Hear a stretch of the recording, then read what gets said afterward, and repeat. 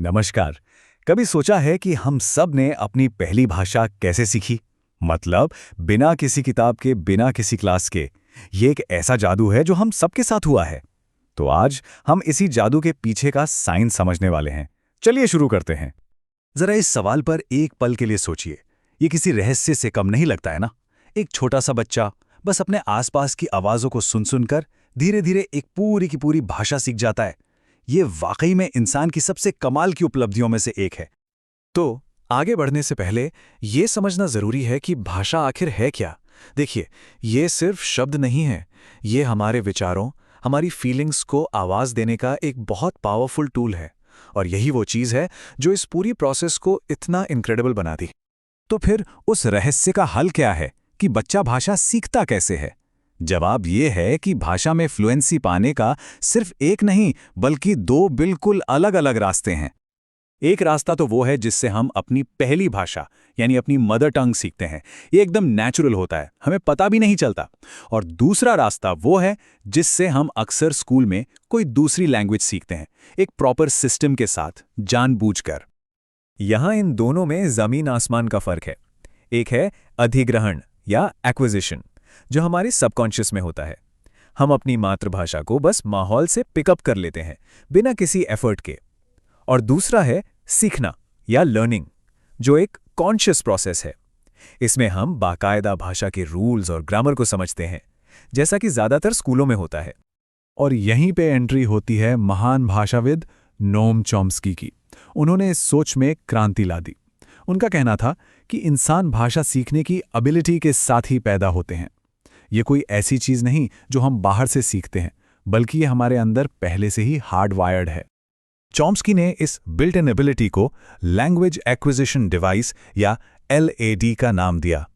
आप इसे ऐसे समझ सकते हैं कि हमारे दिमाग में एक लैंग्वेज सॉफ्टवेयर पहले से ही इंस्टॉल्ड आता है, जो हमें अपने आप ग्रामर के रूल समझने में मदद करता है। लेकिन इसमें एक पेंच है। ये LAD हमेशा एक जैसा पावरफुल नहीं रहता। माना जाता है कि 5 साल की उम्र तक ये सबसे ज्यादा एक्टिव होता है। और यही वजह है कि छोटे बच्चों के लिए कोई भी भाषा नेचुरली सीखना इतना आसान होता है।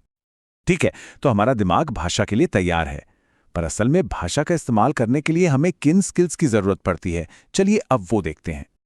एक बहुत दिलचस्प बात यह है कि हम सब भाषा के स्किल्स को एक नेचुरल ऑर्डर में ही सीखते हैं।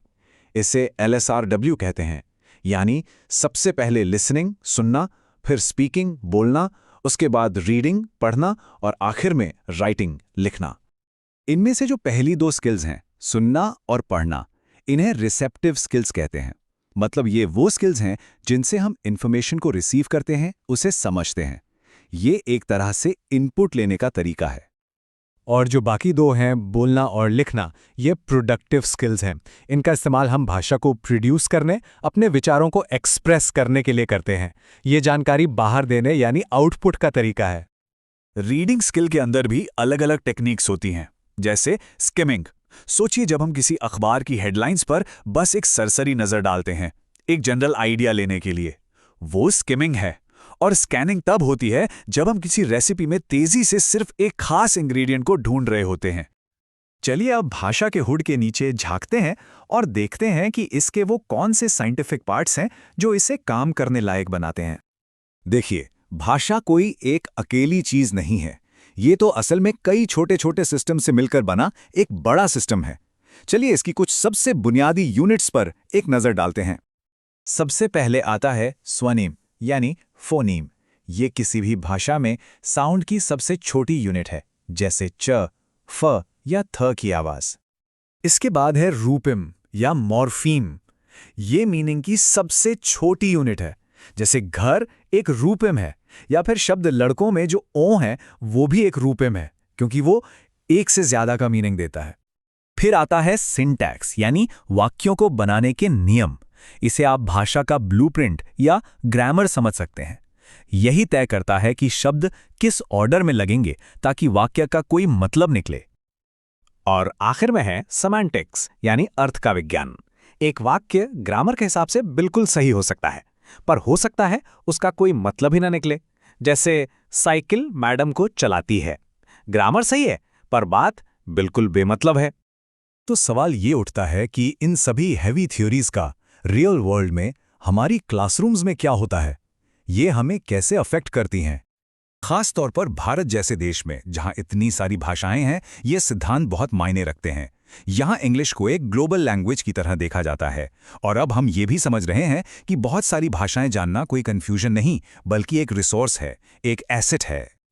और यही सोच सिखाने के तरीकों पर भी असर डालती है। डायरेक्ट मेथड में मातृभाषा का इस्तेमाल किए बिना सीधे टारगेट लैंग्वेज में सिखाया जाता है। ये अधिग्रहण को कॉपी करने की एक कोशिश है। वहीं दूसरी तरफ ग्रामर ट्रांसलेशन मेथड में नियमों और अनुवाद पर जोर दिया जाता है, जो पूरी तरह से सीखने की प्रक्रिया है। तो इस पूरी बातचीत का निचोड़ ये है, किसी भाषा को नेचुरली पिकअप करना, जैसे एक बच्चा करता है, और उससे फॉर्मल तरीके से रूल्स के साथ स्टडी करना, इन दोनों में जमीन आसमान का फर्क है। और ये हमें एक बहुत ही इंटरेस्टिंग सवाल पर लाकर खड़ा कर देता है। अगर भाषा का अधिग्रहण इतना नेचुरल और एफर्टलेस प्रोसेस है, तो हम नई भाषाएं सीखने के अपने तरीकों को एक बोझिल क्लास की तरह क्यों रखते हैं? उसे एक मज़ेदार, नेचुरल बातचीत जैसा क्यों नहीं बना सकते? इस पर सोचिएगा ज़रूर।